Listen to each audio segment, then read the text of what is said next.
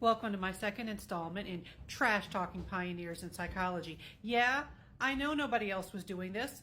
I know there may be a reason for that, but I have the knowledge to do it. Now, I am not going to go in chronological order. I am going to go in order of perhaps easiest targets. Now, you might be thinking, hey, that means you're going to do Freud first. He is not a psychologist. I may still trash him later. No, but we are going to cover this guy. The resident teenager is approaching. I have two questions for you before you look at the screen. Have you ever heard of John Watson before? Yeah, actually. Isn't there some scientific thing named after him? And, oh wait, no, isn't that the dude from Sherlock Holmes? I was hoping you'd say that because this happens all the time. There is a Dr. John Watson, and a lot of people have seen, like, the Sherlock show or just read Sherlock Holmes or, and so he gets confused with Watson from Sherlock. So while Watson from Sherlock may be problematic for many reasons, you can go look at other content for that. And I know there is content about how he could be a problematic character, but we're talking about this guy. Now you may come and look. What do you think of this dude? He looks like a telenovela actor. He's got the porn stash down to a T. Jesus Christ. I can't even tell if that's a mustache or bad lighting. My God. He's got eyebrows sharper than a kitchen knife. He's got the fucking smoky eye that The Rock has in Jumanji. I don't like that. Do you think that the ladies perhaps thought the straight ladies thought he was handsome? I know it might be a struggle for you to imagine this, but he looks like he stole Walt Disney's skin and then put it on wrong. So yeah, I guess. Perhaps. All right, so that's where we're starting from. So this is John Brodus Watson. He is considered the founder of behaviorism, which was very influential in psychology, particularly making psychology a science and a very dominant school of thought in the 20th century.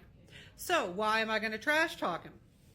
Where to start, but two reasons to trash talk him are right here in this picture, and unfortunately it's cut off from the top, all right? But this is little Albert, a baby, an infant, in 9 months old or so, and Rosalie Rayner, who was a grad student. In some stories I see her listed as assistant, other times I see graduate student. Maybe it's kind of like a Doctor Who companion thing. Are we calling them an assistant? Oh no, let's call them a companion. All right, but she's working with John Watson on this case study that is commonly referred to as the Little Albert study. Now, where to start and how this picture could lead to talking about problematic stuff. Let's start with Rosalie Rayner. So Rosalie Rayner is, she's doing science with her mentor, boss, whatever he wants. And this was published as Watson and Rayner. So she did get scientific authorship for this particular study.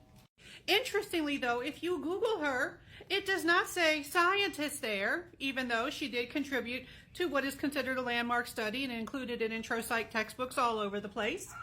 You might notice there it says John B. Watson's wife. Okay, well, we have to back up a little bit because he had a wife when she was working for him. All right, so he's working at Johns Hopkins University, got a prestigious position. He's well known. He's accomplished. He had a little affair with Rosalie Rayner, and then he got a divorce. At the time, folks, divorce was clutch the pearls. No, we can't have this. He was fired from his very prestigious position, and people didn't want to touch him. He was controversial. So a lot of his influential writings were not published in scientific journals because he did not have a scientific affiliation. He published in popular press magazines and things like, Cosmopolitan magazine.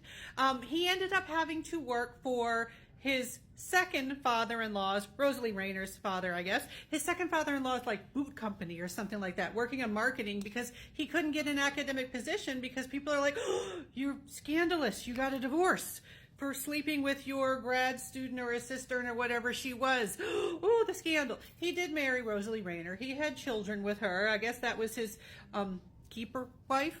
So what did Watson and Rayner do with little Albert? All right, this is a controversial study. It is considered a landmark study. It's going to be covered in all the intro psych books. It got a lot of ideas going, but it's problematic. It would be considered unethical today.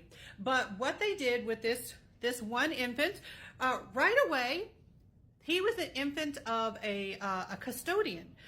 Working, that's the information that we have. And some people even question, well, did she feel like she could say no to the famous John Watson when he's like, hey, you got a baby. I need a baby for this study. Can I use your baby? But also, what was the purpose of the study?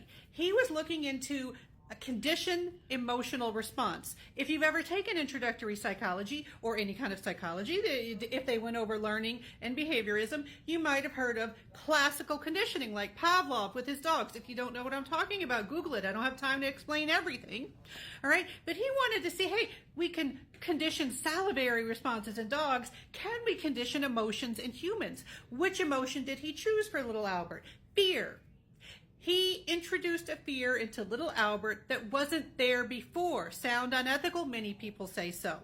Was it interesting? I mean, yeah, he did give us evidence that perhaps it could be done, and it does underlie a lot of what we know about like treating phobias and stuff like that. But what about poor little Albert? It builds character. The teenager, it says it builds character. And so what they did is they did a series of conditioning trials where they got little Albert to fear a white rat, and eventually to generalize to other things too. So they established beforehand he had no fear of the white rat, and then they got him to fear the white rat, and he would show the fear response and cry like a baby would when they are scared. And they got him to do that by making a noise, and the noise would be associated with the rat, and eventually they show him the rat, and he reacts as if he's hearing this loud noise that would be scary to a baby. If you don't know what I'm talking about, you can Google this stuff or take introductory psychology. Now, what else is controversial about the little Albert study? Well, he did not counter condition little Albert. Now, according to some reports, it's because the mom left town before he was able to. Other people say he never intended to, but it did not happen. There was no attempts to undo the harm that was introduced to the study, and that goes against what we currently have in our ethical guidelines. Those guidelines did not exist at the time that this was done in the 1920s. Now, there were rumors for years that, whatever happened to little Albert, he, grew up to be this horrible person full of fears, or he grew up to be a serial killer. There were lots of rumors. We now know that he died as a child, not from anything that we know would be related to this study, but from, childhood diseases before we have advances in modern medicine that let us take things like vaccines and stuff for granted. And so what else is controversial about Watson also published advice about child rearing, which was very dismissive about like love and affection. Basically saying that, don't do that, that they don't need that. There was very much... Don't make them soft. There was essentially a lot. He didn't use those exact words, but there was kind of a theme in his writings that you had to treat children like little adults. Don't pick them up. Don't hug them. Basically, he also was very dismissive of what we would now see as like contact comfort behaviors.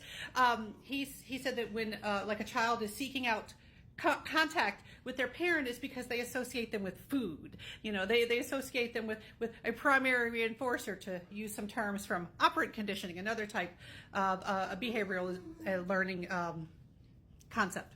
And Rosalie Rayner herself talked about how she desired to pick up and cuddle her children, but her famous expert husband was like, no, we mustn't do that. And I could say more, but this is already getting to be a long video. And but so those are the big things that make John B. Watson, yes, he's a pioneer in psychology, but he was problematic.